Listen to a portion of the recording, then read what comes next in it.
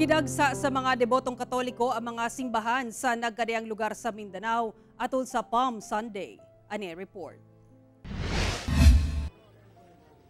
Nagkatapok ang mga debotong Katoliko sa atubangan sa Our Lady of Lourdes Parish sa Bangkal, Davao City.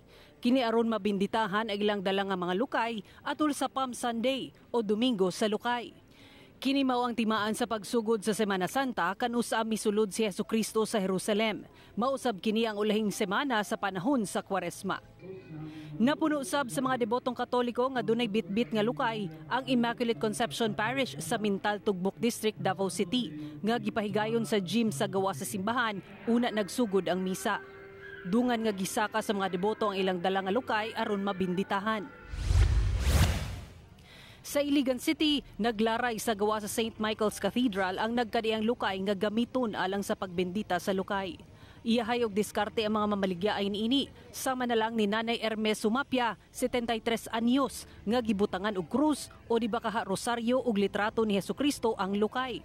Matud ni Nanay Hermes, kinsa nagabaligya og rosaryo og kandila, espesyal ang iyang pagpamaligya og lukay kay dala ampo na sabkini alang kaniya ug sa iyang kabanay. Nanaligyan na ikaduha sa taga-antang grasya, magsimba, nagampo kaniya.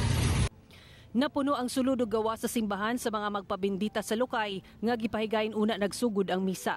Samtang bantay sarado sab sa kapulisan ang simbahan aron masiguro ang malinaw pag-obserba sa Domingo sa lukay. Ako si Sara Hilomen Velasco para sa One Mindanao.